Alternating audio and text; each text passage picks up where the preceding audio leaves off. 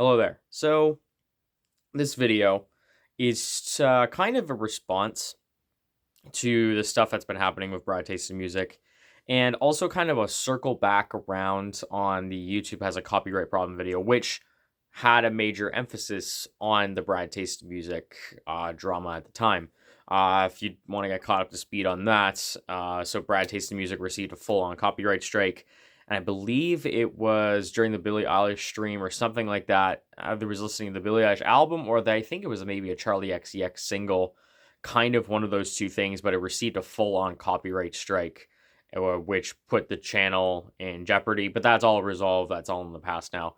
But reading through comments on the video, there was a lot of people that mentioned it's just like Brad will often just listen to albums just in full without barely any reaction or anything whatsoever, adding anything substantive to the content or to the album that he's kind of reacting to. And while I think that there's still a good amount of fair use into that, I feel like Brad does do a decent job of making sure the content is still fair use and trying to bring up points and sometimes to pause to make comments. I have seen some examples where that is not the case. In particular, I really like the Knock Loose record, but I remember watching the reaction and even just the chopped and edited video that was posted onto his channel. There is not much of any reaction whatsoever. And the uncut reaction is even worse. If you watch even just the first 30 seconds to a minute of the song Thirst on the very beginning of the album, he doesn't really do anything. And I think that is a problem. And I'll fully be out there and say it's just like I was kind of blind to that. Being more of a fan of Brad Taste in Music, I was blind to that. I was not really seeing that side of it. And while I can understand that album is insane, you have to really just gather yourself because that's a pretty insane album.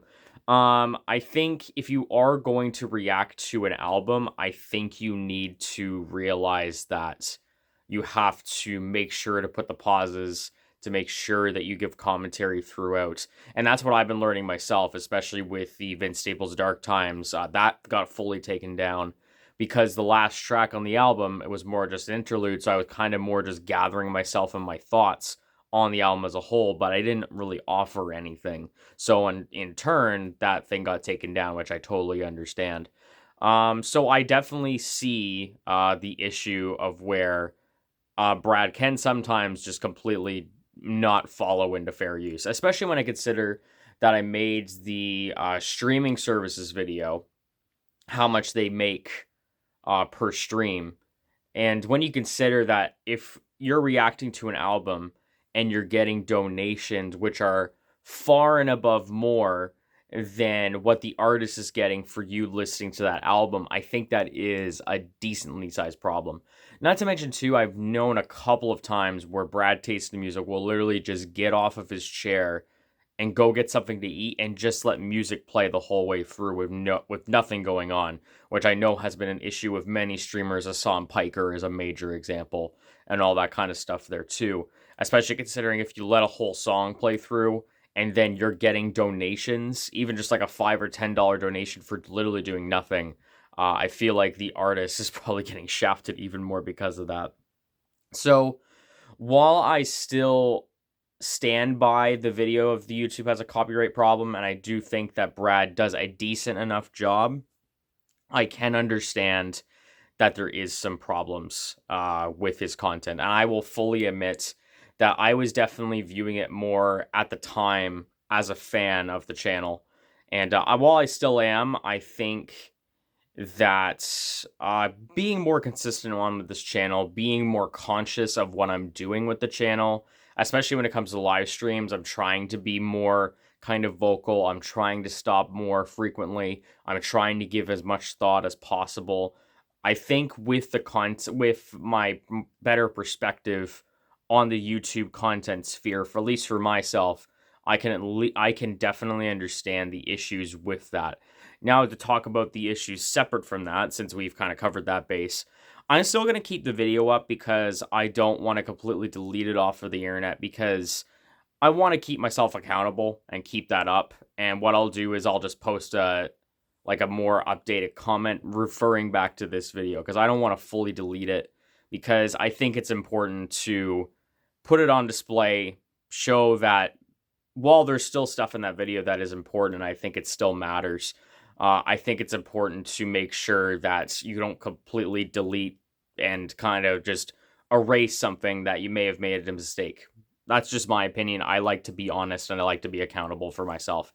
Now, with the recent events, I can think of a couple. So there was the platforming of Rose Millet, which, as you've seen, she has been in the content sphere for quite a few years, actually. She actually showed up a few years ago. I watched this streamer, Augie RFC. I remember hearing a whole bunch of stuff of that. But she has some very interesting takes, to say the least.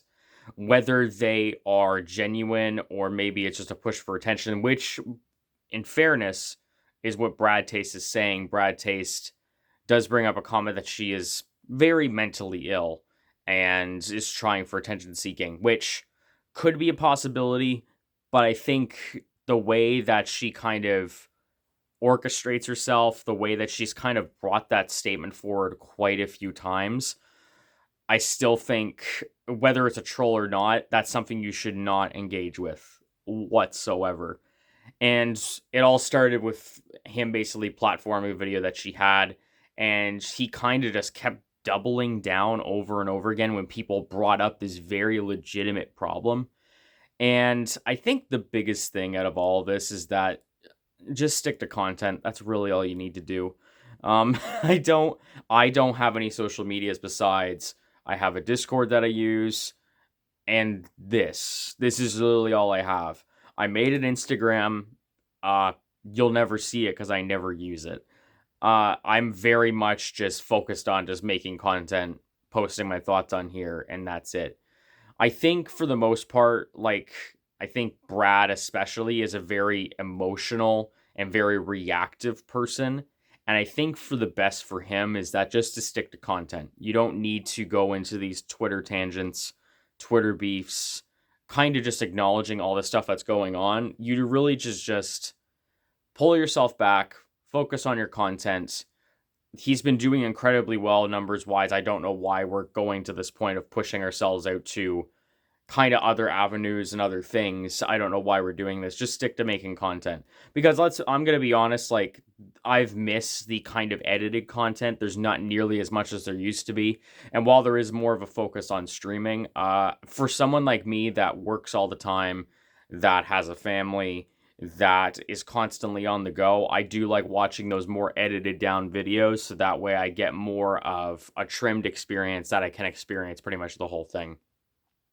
Another issue that happened too is that he just posted a picture with Ethan and Hila from H3H3, and all of his fan base just hive mind. I didn't mean to make that joke, but basically they all circled around just like, oh, he supports this, he supports that, he's a Zionist and all this kind of crazy stuff. And he basically he folded incredibly easily.